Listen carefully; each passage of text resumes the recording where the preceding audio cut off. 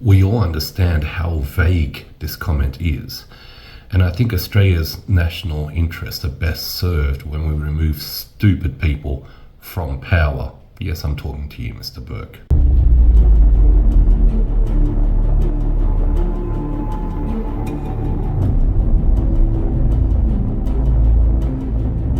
Good morning, everybody, and welcome back to Walking the Blunt Blade. I am Oliver. Apologies if my eyes look red. I haven't been crying. Well, I guess technically, yes, I have been crying. And I should be crying over the state of Australia. But the reality is I'm doing some hay fever stuff this morning. So, yeah, please forgive the wiping of eyes. So this morning I have one question. And that is, when did the Australian Labor Party, the ALP, become so woke? My understanding of the Labor Party was its construction was based on giving people the ability to speak. Which now, thanks to Albanese and some guy named Burke, which we'll explore in a moment, seems to be completely opposite. Please don't get me wrong, I'm not, again, Labour or liberal orientated. I'm a straight ahead kind of guy. No nonsense.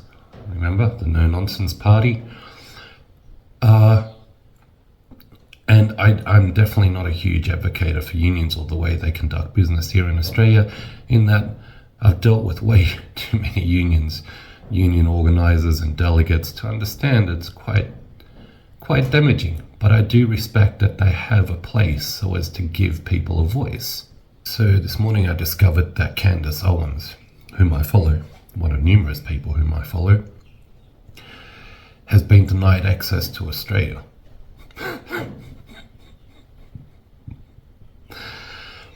By the way, she's married to a British guy. I'm assuming, perhaps incorrectly so, assumptions, that she would have or be able to travel as both, a British citizen as well as American citizen. So she was denied access to Australia. And as a result of, I think his name is Tony Burke. So I didn't know anything about Burke. I'm going to keep calling him Burke because I can't remember if his name is Tony or not. I'm going to flash up some pictures and stuff. I had to do some quick research. So Burke is not allowing her to come into Australia.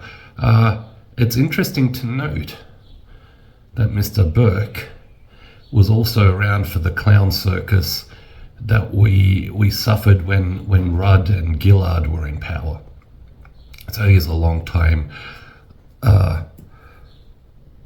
Labor Party person that's been shuffled around in different positions. Now, Mr. Burke, or I should say this peanut, Burke, has rejected Candace Owens' application to come into Australia. And I'm not sure that's okay, because there's a whole heap of false pretenses he gave. Now, Burke also didn't run this past me. I certainly did not okay it. The beautiful part of this thing is that I don't think the Australian Labor Party will be in power next voting. This is so stupid and disgusting. How dare you keep a Catholic or Christian mother out of this country because she holds views that you might not like. What I'm going to do in the description is link some of Tucker Carlson's material when he was here in Australia, who very elegantly took the piss out of the Australian government. He did that very carefully, telling us to think. Yet he had no problems coming into Australia. Now, here's a funny thing. Burke will never determine where I go at all, ever, because I travel under a German passport. The only power he might have is to determine whether I can come back into this country or not, because I need a visa every time, which, by the way, takes longer to process, is almost 3 times the cost of my passport.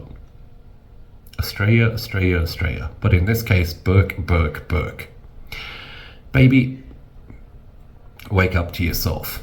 You'll never determine what I say, and you'll never have a voice over where I go. And if there's ever any issues with me getting back into the country, you'll be speaking with me personally, not to mention which I'll just make your life hell.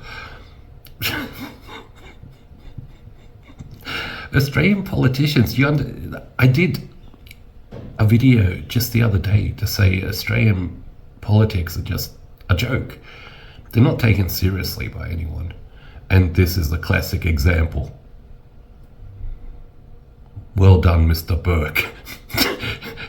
You have now proven not just what a moron you are, but how irrelevant Australian politics are. All right, everybody. With that said, cheers, good morning.